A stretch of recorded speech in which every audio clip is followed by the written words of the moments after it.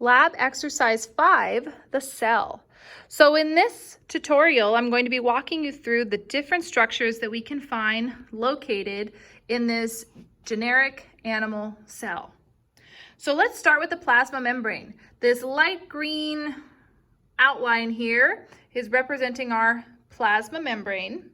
The mitochondria on this model are seen as these little orange jelly bean looking pieces. So these are all mitochondria. Some of them have been cut open, some of them you have a different aspect, but all the orange is mitochondria. The Golgi apparatus is represented here in the pink. The cytoskeleton. So the cytoskeleton, we know it's a network of cytoskeletal components, and it's not easily seen on this model, but I'm assuming they're trying to demonstrate it by this roughened surface that we see here on the plasma membrane.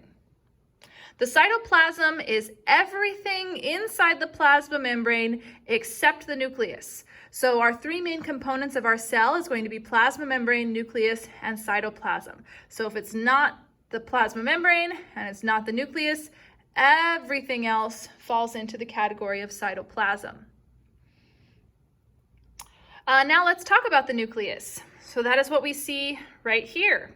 The white portion is going to be our nuclear envelope with these nuclear pores.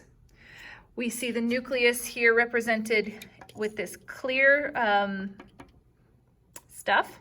And in the center, we have our nucleolus. And then we can see some DNA tightly coiled here within the nucleus. Now let's take a look at our centrioles. So those are going to be located right here. So this cell is not needing to, it's most likely going to be preparing for mitosis as we've started to coil down our DNA. However, the centrioles have not begun to migrate just yet. Our ribosomes. So we have both rough endoplasmic reticulum and we have smooth endoplasmic reticulum. So the dark blue with the teal outline is representing the smooth and rough endoplasmic reticulum. However, we tell the difference between the two because that rough endoplasmic reticulum will contain the ribosomes, which are represented here with the white dots. So you see them directly on the surface, and then this is meant to represent that they're also on the surface of this piece as well. But as we know, ribosomes can be located on the rough ER as well as free-floating in the cytoplasm. And here's some more ribosomes on rough endoplasmic reticulum. Our lysosomes and peroxisomes. So there's not a hard and fast structural difference that you can see for lysosomes and peroxisomes, but you should know how they are functionally different. On this model, the peroxisomes are represented in purple, so P for peroxisome, and then lysosomes are represented in yellow. So L reminds me of lemons, so we have the yellow outline on our lysosomes. And I think that's all the major structures that is on your list. Let me just double check.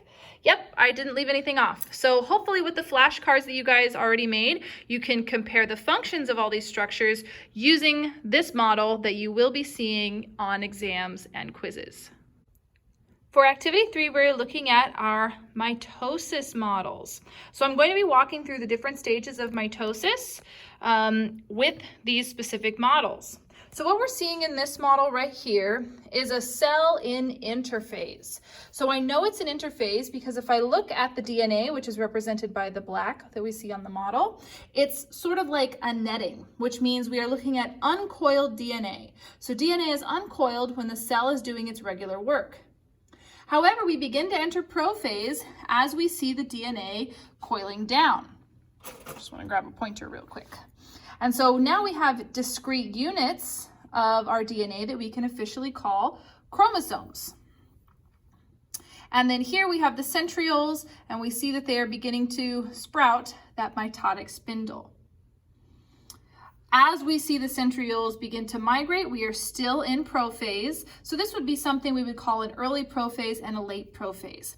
I won't expect you to designate between the two, but you should know that both of these are still in prophase.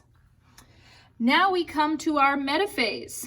And so here we have metaphase with our chromosomes now in the form of sister chromatids. And we can tell we're in metaphase because everything's lined up down the middle, and the the centrioles are where they belong on either side. Now, any sort of split of these sister chromatids indicates that we have moved out of metaphase and into anaphase. So we actually have 3 different models here that all represent different stages of anaphase. This is an early anaphase, but there is a split. So even though they're still lined up, we would call this anaphase, anaphase, and anaphase. In this stage, all of the DNA is now referred to as daughter chromosomes. So we had sister chromatids in metaphase, and in anaphase, we have daughter chromosomes.